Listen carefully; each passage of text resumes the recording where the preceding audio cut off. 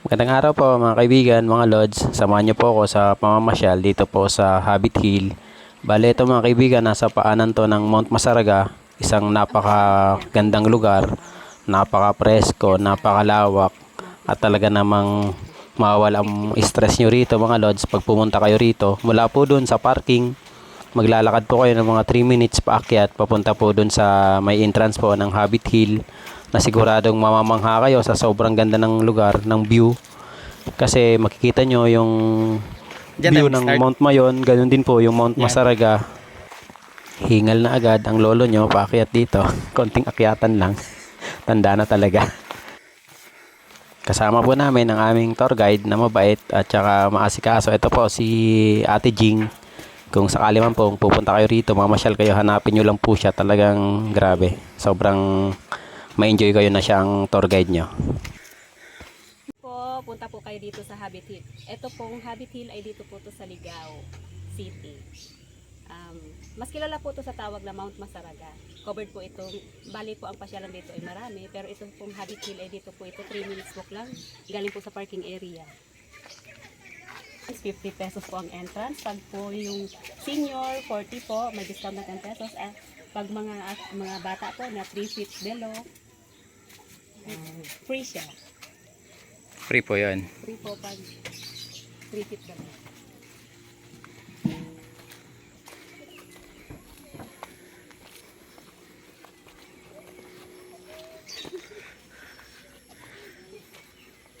Maganda dito rin po mag-overnight kasi kitang-kita po siya yung Mayon.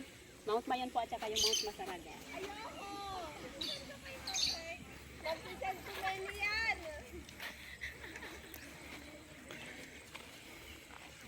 Dito po, karamihan dito nagpapapicture yung mga broken hearted eh.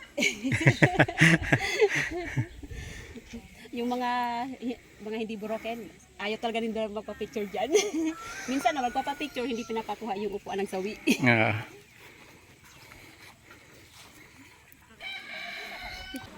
Ang lugar na to mga lods, maihahalin tulad ko to sa Tagaytay o kaya sa Baguio. Kasi talagang malamig din ang klima, tapos napakaganda ng view.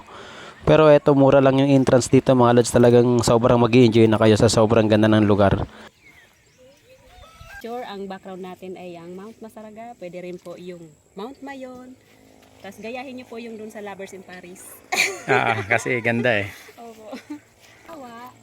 Yun pa rin ang background natin. Mas maganda yung Mount Masaraga at saka Mount Mayon. Pero may kuha rin siya dito eh. Maganda rin ang kuha dito. Ang iba napasok dyan na higa, mga nakaupo. Habang nandito kayo at mga lods, talaga maririnig nyo yung ganda ng kalikasan. Yung tunog ng kalikasan na sobra, nakakawala ng stress, nakakawala ng pagod. Talaga napaka-peaceful sa utak tong lugar na to mga lods. Habit Hill na palaw. Ang kasabihan po ng matatanda, pag umupo daw dito, mabubuntis. Yun! Kaya, yung mga hindi pa po nagkakaanak, pumunta dito sa Habit Hill. Sana ako para doon. kayo ay magkaanak. Explain ko lang, yan pala yung aming sisang tabak dito. Joke lang. Lady Marquezine! Okay, sir. apa. Ito naman po yung overnightan dito sa Habit Hill. Tinatawag nila yan na Ifugao Hut. 700 po ang rent niya, good for 2. At tuwing daytime naman po, 350 ang rent dyan. May gamit na po dyan, may unan, kumot, at foam. Plus 75 each ang entrance fee. Ito pong place na to, ito po yung pang bonfire. Pag gusto nyo po mag bonfire, tuwing mag-overnight kayo, mag-request po kayo ng panggatong para po kayo ay makapag. Tapos pwede rin po kayong mag-inom-inom habang nag-bonfire. Magkano naman dyan, te? Ito po ay walang bayad. Bali magre-request lang talaga sila ng ano. Ay, yung ano po may bayad yung Panggatong. Opo. Mga magkano po kaya ganyan? Kung hindi po ako nagkakamali, dati po kasi 30. Mura lang talaga. Pero sa ngayon hindi ko pa po alam kasi hindi rin ako updated nung ito. Tapos may enjoy nyo na yung ano. Tapos yan, yung view habang Yung sobrang ganda ng view. Basta wala lang pong magpapasaway. Wala. Yan ang importante mga kaibigan, mga lods. Kailangan talagang i-ano lang natin yung nature.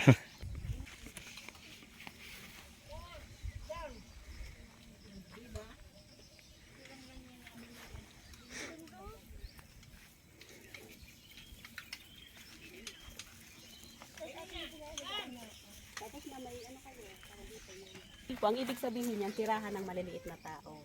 Eh, Ito dito po ay- malalaki naman. Maluwag naman dito, te. Pero kaya ano, po, no? Kaya po yung mga habit house po na ginawa dyan ay maliliit. Ay, Pero meron po isang malaki dyan na pwedeng pasukan, pwedeng magpicture sa loob, pwedeng magtambayan. isa ito sa pwede ring pagpicturean. Ito po ay ginamit sa kasal nung last April po, April 2022. Nasa 1 year na mahigit. Oh, Pwede po ditong mag-prenup tapos yung kaya lang hindi ko po alam kung magkano yung Bayad. nila eh. Kasi hindi naman po yung exclusive. Pwede may mga pumasok din ng mga ladies. mm. Kaya Tas, kung gusto po exclusive, kakausapin lang yung page ng Habit Hill of Albay. Tas Opo, sila. makikita yung view ng Opo. magandang Dito rin po yung ceremony nila, dito yung mayon. tawag dito. Dito rin sila nag-reception. Ah, Opo, dito. Diyan banda yung reception nila, tapos dito yung ceremony. ang ganda nga ng lugar na to. Perfect to. Mga lods, mga kaibigan, dito talagang perfect pag talagang gusto niyo prenup, tas kasal. Parang frame siya. Yung marami nagpapapicture dito, tapos background niya, yung Mount Mayon. Tapos kung gusto nila naman yung background yung Mount Masaraga, dito naman yung pupwesto. Sa kabila. Ito yan, te. Ito naman.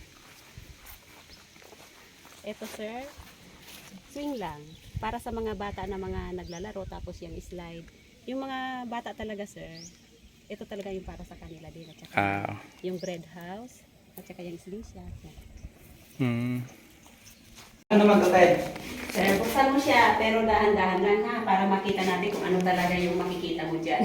Open and wish. Ano ko muna? Open ko muna. Open ka muna sir, tapos mag-wish ka pag nakita mo na.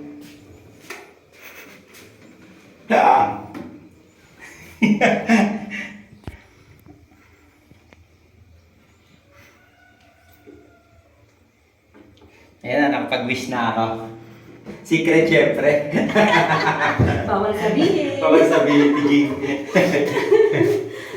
Tawag natin sling shot.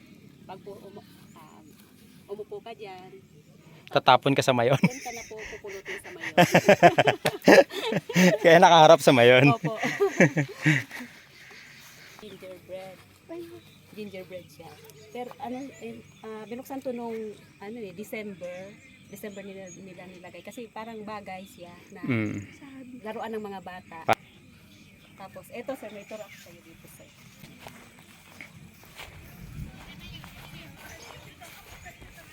Yan sir, si Mr. Fruit. Si Mr. Fruit. Yan po ang guard ng Habit Hill. Siya ang guard. Ito mga lods, ang guard ng Habit Hill. Ito po sa bandang to, mga habit houses. Ayan po, pwede pong magpa-picture dyan sa taas. Pero choice nyo rin po kung gusto nyo dyan sa baba lang. Tapos ito naman po, pwede dito sa harap, pwede dito sa loob. Pwede Ito rin yung dyan pinakamalaking tumambay. habit Ito na po house. yung pwede talaga siyang pasukan. Tapos meron po doon na maliliit na habit house. Before po bukas yan para sa mga kids. Kaya lang ngayon, kinlose na nila kasi hindi na daw stable yung ibabaw. Oo. Kaya ang picture niya dyan lang sa labas. Sa baba lang. Ibang klase talaga, ganda ng lugar, no? Tapos ang pinaka-importante po dito, overlooking view siya.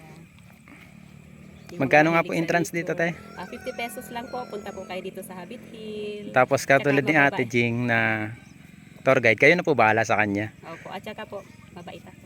Oo. Tsaka napakagaling niya kumuha ng picture mga lods, kaya talaga mag-enjoy kayo rito. Napakabait pa.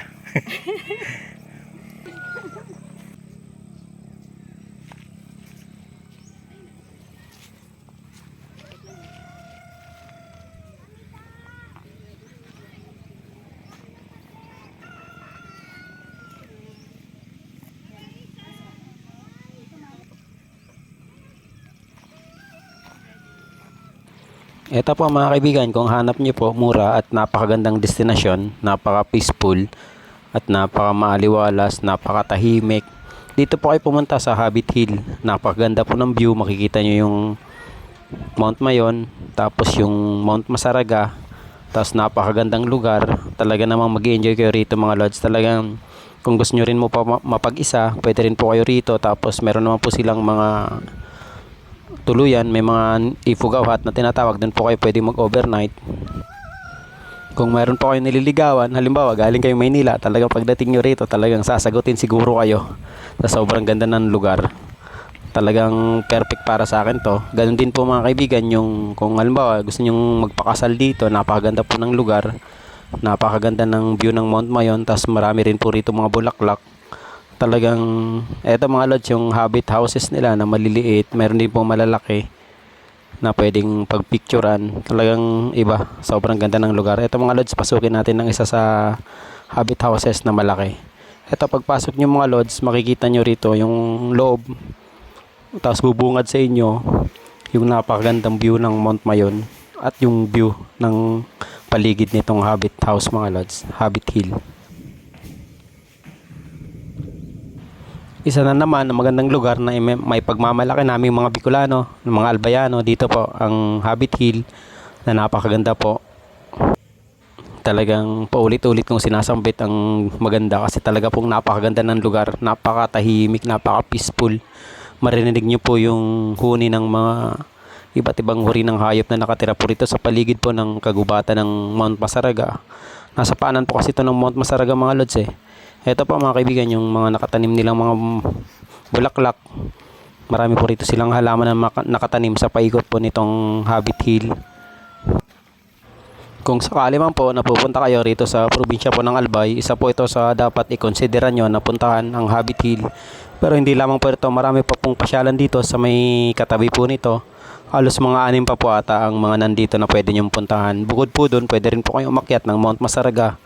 Pero syempre, pag aakyat po kayo ron, kukuha po kayo ng permit, tapos mabayad po yun sa municipal, sa city government po ng Ligao, sa barangay, ganun din po, magbabayad din po kayo sa tour guide pag umakyat po kayo ng Mount Masaraga mga lods.